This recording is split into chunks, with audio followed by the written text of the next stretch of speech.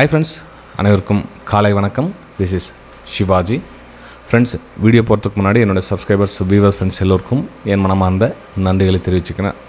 மிகப்பெரிய இடைவெளி கிட்டத்தட்ட ஒரு வாரம் மேலே ஆயிடுச்சு. கிட்டத்தட்ட 8-10 நாள் ஆயிடுச்சு. இது ரொம்ப நாள் கேப், ரொம்ப வருஷத்துக்கு அப்புறமா இந்த கேப்பு ஒன்றும் தவிர்க்க முடியாத சில பர்சனல் காரணங்கள் இருந்தனால அந்த இடைவெளி ஆயிடுச்சு. ஸோ நம்ம இனிமேல் கண்டினியூ பண்ணலாம் ஃப்ரெண்ட்ஸ்.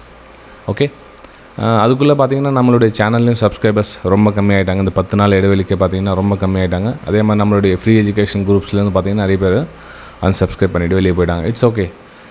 வெயிட் பண்ணி நமக்காக காத்துட்ருக்க அனைத்து நல்ல உள்ளங்களுக்கும் மீண்டும் ஒரு முறை நன்றிகளை தெரிவிச்சுட்டு நம்ம கண்டினியூ பண்ணலாம் வீடியோவை. ஓகேங்களா? சரி ஃப்ரெண்ட்ஸ், இப்போது நிஃப்டி 50லேருந்து வரலாம். நெக்ஸ்ட்டு நம்ம மூமெண்டம் எப்படி நம்ம கேட்ச் பண்ணணும் சொல்லி என்னென்ன விஷயங்கள் இருக்குது அப்படின்றத நம்ம பொறுமையாக கவனித்து அதுக்கேற்ற மாதிரி நம்ம கையாளலாம் ஃப்ரெண்ட்ஸ். இதில் ரைட்டுங்களா? சரி, இப்போ பார்த்திங்க அப்படின்னா இந்த 2 சப்போர்ட் ஏரியா இருக்குது பாருங்கள். 23,800, 24,100. ஓகேங்களா? ஸோ இந்த 23,800 ஏன் சார் சப்போர்ட்டா, 24,100 ஏன் அது சப்போர்ட்டா அப்படின்னு சொல்கிறீங்க அப்படின்னு பார்த்தீங்கன்னா, கொஞ்சம் உங்களுக்கு ப்ரீவியஸாக ரொம்ப தூரம் தள்ளி உங்களுக்கு சில விஷயங்கள் காமிக்கிறப்போ கொஞ்சம் பெரிய டைம் ஃப்ரேம் போயிடலாம். கொஞ்சம் கிளியர் பிக்சர் கிடைக்கும் உங்களுக்கு.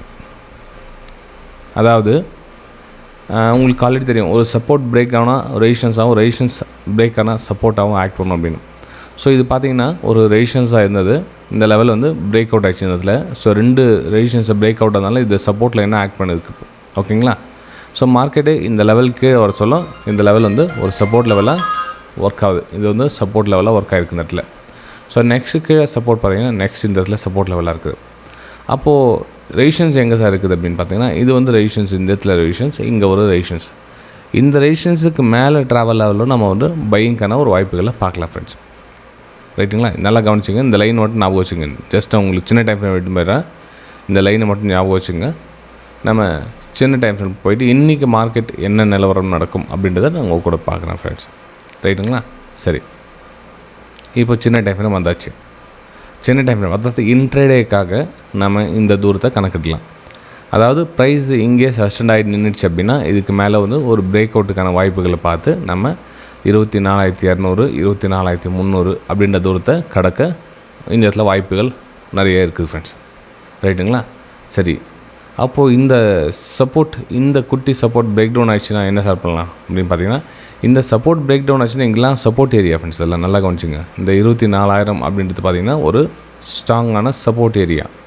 அப்போ இதுவும் சப்போர்ட் ஏரியா. இங்கே பார்த்தீங்கன்னா இதெல்லாம் சப்போர்ட் ஏரியா. இதெல்லாம் இங்கே சப்போர்ட் எடுத்துருக்காங்க பாருங்கள்லாம். இதெல்லாம் சப்போர்ட் எடுத்து ஏரியாங்க. அப்போது நம்ம இங்கத்தில் செல்லிங்கான பிளான் என்னுடைய பிளான் இல்லை. நல்லா கவனிச்சிங்க. இன்றைக்கி மார்க்கெட் ஒரு வேளை நமக்கு ரெட் கலர் கேனில் வந்தால் கூட நான் செல் பண்ண மாட்டேன். ஏன்னா இங்கே ஆல்மோஸ்ட் பையர்ஸ் இருக்காங்க. ஓகேங்களா? அப்போ செல்லிங் அப்படின்னு சொன்னேன் அப்படின்னு பார்த்தீங்கன்னா 23,800 பிரேக் பண்ணால் தான் நான் செல்லிங்க்கான ஒரு பிளானே நம்ம எக்ஸிக்யூட் பண்ணணும். ஸோ இந்த ஏரியாவில் வருதுன்னா மேபி சப்போர்ட் எடுத்துகிட்டு அகைன் இந்த மாதிரி ட்ரெண்ட் லைன் பிரேக் அவுட் ஆகிட்டு மேலே போகிறதுக்கான ஒரு வாய்ப்புகள் தான் நான் பயன்படுத்திக்குவேன். தர இதில் ஃபில்டர் நான் உங்களுக்கு ஆல்ரெடி சொல்லியிருக்கேன். நம்ம 50-50 ஸோ ஒரு குழப்பத்தை நம்ம பாதியாக குறைக்கணும்.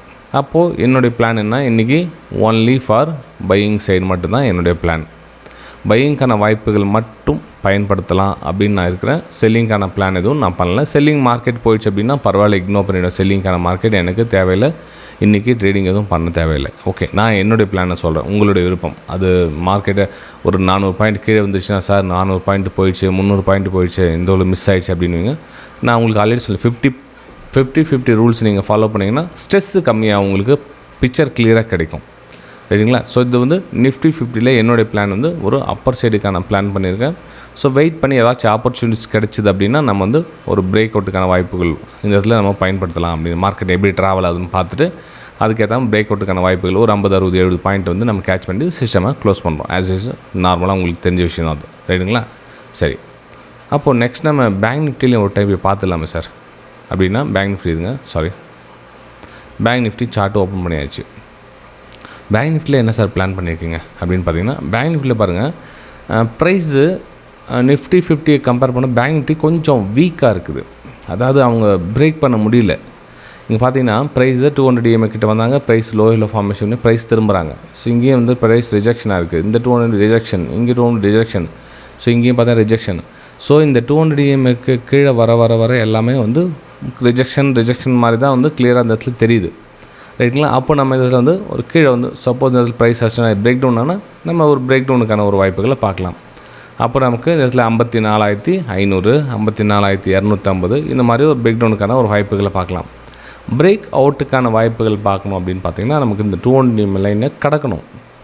அதாவது மேலே தாண்டி க்ளோஸ் வைக்கணும். க்ளோஸ் வச்சு மார்க்கெட் கீழே வந்து ரீடெஸ்ட் ஆகிட்டு நம்ம பிரேக் அவுட்டுக்கான வாய்ப்புகளை அதில் பயன்படுத்திக்கலாம். ஓகேங்களா? ஓகே, நிஃப்டியில் பார்த்தீங்கன்னா இன்றைக்கி பையிங்கான வாய்ப்புகள், பேங்க் நிஃப்டிக்கான பார்த்தீங்கன்னா ஒரு செல்லிங்கான வாய்ப்புகளாக இதில் தெரியுது. ஆப்போசிட்டாக நீங்கள் ட்ராவல் ஆகிறதுக்கான சான்ஸ் இருக்குது. ஓகே, அப்போ நம்ம இதில் வந்து என்ன பண்ணோம், நிஃப்டி 50ல் எக்ஸ்பைரி இருக்குது. ஸோ மார்க்கெட் ஒன்று கீழே வந்துட்டு மேலே போகலாம், அல்லது மேலே போய்ட்டு கீழே வரலாம், சம்திங் எது வேணாலும் நடக்கலாம்.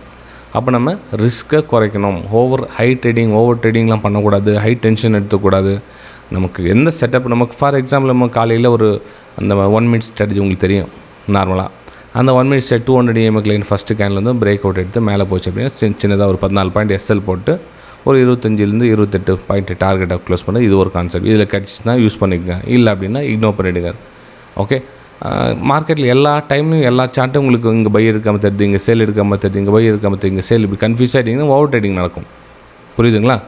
சரி ஃப்ரெண்ட்ஸ், இந்த வீடியோ உங்களுக்கு பிடிச்சிருந்ததுன்னா மறக்காமல் உங்களுடைய லைக்ஸ் அண்ட் கமெண்ட்ஸை பதிவு பண்ணுங்கள் ஃப்ரெண்ட். நிறைய பேர் வந்து லாஸ்ட் அந்த அப்லோட் பண்ணி லைக்ஸ் அந்த வீக்ஸ் அந்த கமெண்ட்ஸில் இது ரொம்ப கம்மியாக தான் இருந்துச்சு. பார்க்கலாம் இதுக்கு எந்த அளவுக்கு சப்போர்ட் இருக்குது அப்படின்னு.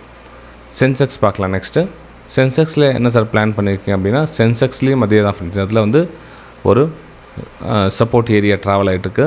இங்கெல்லாம் வந்து பையர்ஸ் இருக்காங்க. இதில் 76,800 கிட்ட. ஸோ நமக்கு ப்ரைஸ் கீழே வந்தால் கூட என்னோடய பிளான் வந்து ஷார்ட் சைடுக்கான பிளான் இல்லை ஃப்ரெண்ட்ஸ். மார்க்கெட் கீழே வரலாம், மேபி நான் இல்லைன்னு சொல்ல வரல. ஆனால் என்னோடய பிளான் இல்லை. நான் ஒரு மார்க்கெட் வந்தால் கூட நான் அந்த ட்ரேடை இக்னோர் பண்ணிவிடுவேன். பரவாயில்ல, இன்றைக்கி ஒரு நாள் ட்ரேட் பண்ணலாம், ஒன்றும் நமக்கு குறைஞ்சிட்டு போகிறதில்ல. எப்போ நம்ம 200 EMA லைனுக்கு மேலே தாண்டி க்ளோஸ் வைக்குதோ நமக்கு வந்து இந்த ரெசிஸ்டன்ஸ் லைன்லாம் வந்து டச் பண்ணுறதுக்காக மார்க்கெட் மேலே ப்ரைஸ் வரும். அப்போ நம்ம 77,600 77,800 இந்த லெவலில் நம்ம டார்கெட்டை வச்சு வெளியே வரலாம் அப்படின்னு நான் பிளான் பண்ணியிருக்கேன். லெட்ஸ் சி, பார்க்கலாம் ஃப்ரெண்ட்ஸ். ரைட்டுங்களா? இந்த வீடியோ உங்களுக்கு உண்மையிலே பிடிச்சிருந்ததுன்னா மறக்காமல் உங்கள் லைக்ஸ் அண்ட் கமெண்ட்ஸ் பதிவு பண்ணுங்கள். நம்ம அடுத்த வீடியோ சந்திக்கலாம். Thank you friends.